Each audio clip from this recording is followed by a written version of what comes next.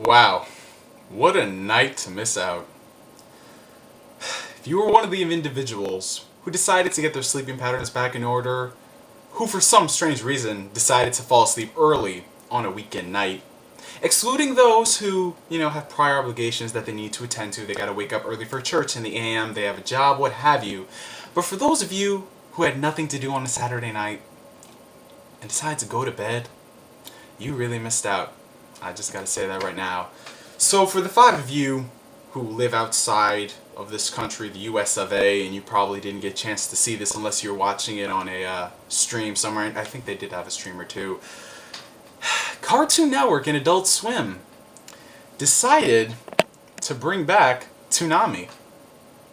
Oh no, Neo's not pulling your leg. All of the April Fool's jokes for the day are done. I did all that on Facebook and Twitter, and with the April Fool's video I just uploaded. All that stuff is done. Yeah, but you heard me right.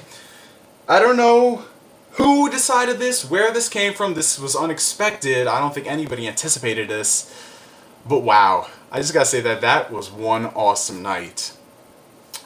Just seeing, like, my childhood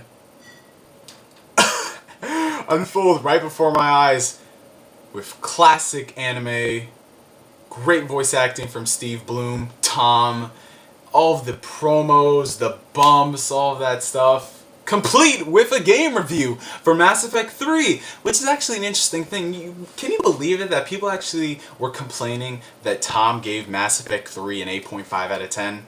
Can you believe that? Ignoring the fact that Toonami is just airing right there, the thing they've been dreaming of, they're going to complain about Mass Effect 3 getting an 8.5 out of 10. I just find that kind of funny. But anyway, back to what I was talking about. So how this came to be, how I experienced this, and I want you guys to all do a video response on how you found out about this. So me, my sister, and my dad just came back from ShopRite. We were having a late night junk food run. And I just come into the room and I see that Bleach is about to end, and I'm like, okay, let's get that piece of shit off the air. And then, right there, I'm checking my phone, just looking at some tweets, and then I turn around and I see a familiar face, and I hear a familiar voice, and that's where I lost it. I was like, oh my god, oh my freaking god, what the hell? Because I didn't read any of the tweets yet. It was still updating, my Wi-Fi was slow at the moment, but whoo! Just to see great shows like OG Dragon Ball Z, complete with crappy filler and crappy script writing, to Gundam Wing, definitely not the best Gundam series out there, to Big O, Trigun, the greatest of all time, Yu Yu Motherflippin' Hakusho, and of course, the OG anime pimp, Tenchi Masaki himself. Just to see all that really made my night. Me and my sister were just like, oh my god, can you believe that this is happening right now? And it actually was really cool to see that this was such a popular thing. It wasn't just in the small sectors of the little groups of anime people, we're just little nerds, we don't make a difference. To see that it was trending on Twitter multiple times, every single, in the top 5, it was always something related to Toonami, this anime thing. I saw something like Toonami, and then there was like Dragon Ball Z, Yu Yu Hakusho, Tenchi Muyo, and Ryoko. Actually, Ryoko herself was trending, and that was just weird, because I'm like, wouldn't you think Tenchi Muyo would be trending? No, but it's Ryoko. You wanna know why? Because Ryoko is a boss. She gets shit done. She is a great female protagonist, unlike a certain other.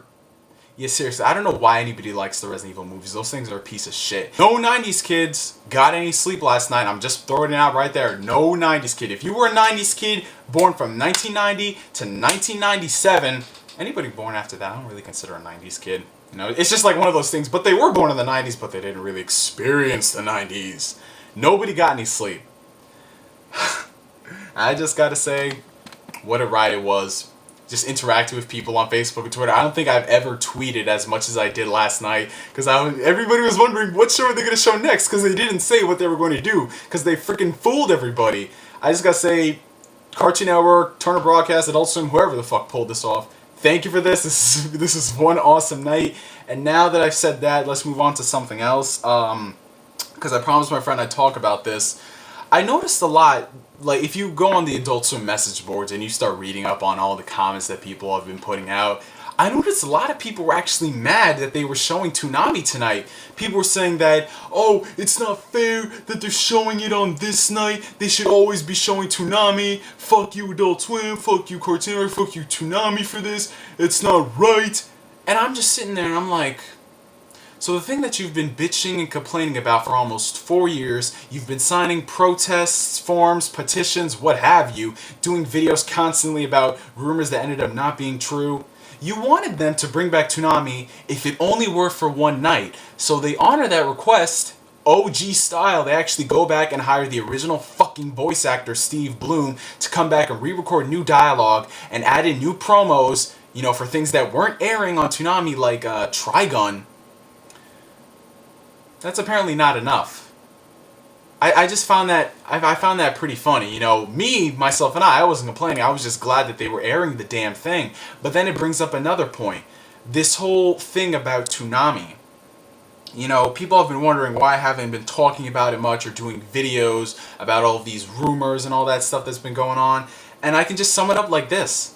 I really don't care anymore. You know, there was a time where I was really mad about them canceling Toonami. You know, they just put it down. But after a while, you know, after, you know, that period of where you're just so pissed off about what they did, you learn to grow out of it. You learn to move on. And that's why I don't really do it anymore. I just really found no need to. And you want to know why? It's not just that I grew out of it. It's not that I got older and I got wiser. No, it's just that when you actually look about it, Toonami opened up the doors for a lot more things. The fall of Toonami, the beginning of Toonami, all the way up to the end of Toonami, with Toonami being taken off the air, actually opened up a lot more doors than people realize, especially with its conclusion. Because now that there was really no primary anime center for people to watch stuff, they had to find other ways to get into series. And what did they have to do for that? I don't know, they do this thing called research. They go out and ask for recommendations on some great series. They go on message boards, forums, and hey, look, a lot of the shows that they're fans of would have never, in any way, shape, or form, ever aired on Toonami. And I don't really need to give any examples for people because you already know some of the series you're going crazy about right now, excluding like the big three, they would have never been on Toonami. Never. And that's one of the things that I'm grateful for because actually it got me to go outside my boundaries and see things. I'm not saying that I'm not grateful for what Toonami did. It will always be in my heart. I'm just saying that with its cancellation, it got you to research to become a better anime fan. You can find more genres to get into that are equally as enjoyable as the favorite stuff like Dragon Ball Z, Yu Yu Hakusho, Rurouni Kenshin. That's really all I have to say. That's why I haven't really been too pressed about Toonami. I mean, I think nostalgia is a big factor when it comes to all of this protest because people, it's just such a blinding thing. People just get so entranced in it and they can't really think straight and all of their judgments are based off nostalgia, and that's a bad thing because then it starts clouding your judgment. You don't even know what's good and what's not. People like to say that all Cartoon Network was just Toonami. That's not true. Yes, maybe towards its end, the end of Toonami's lifespan, it did suck that Cartoon Network was doing all these live action changes, but Cartoon Network primarily had a bunch of great programming.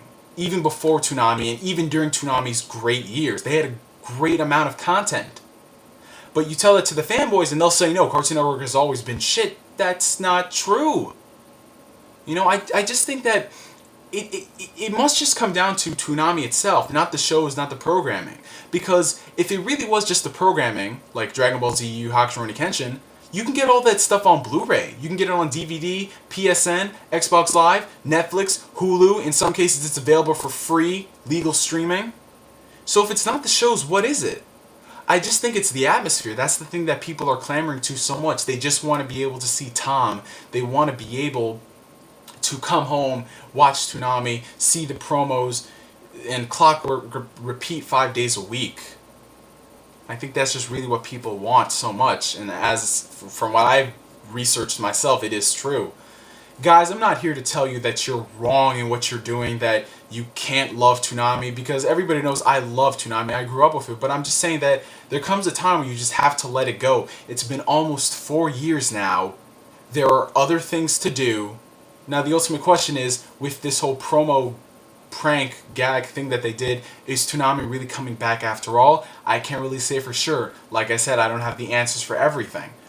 Maybe this is a test. Maybe this is just to see. Maybe it's a sampler to see if it can still pull in the great ratings that it used to.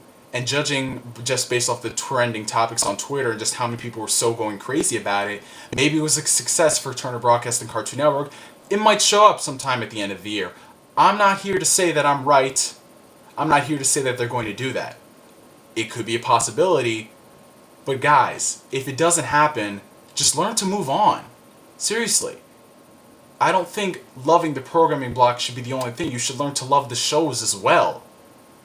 And that's really all I gotta say, guys. So I hope you enjoyed this video. I'm GS signing out. And like always, I'll catch you guys later. Peace.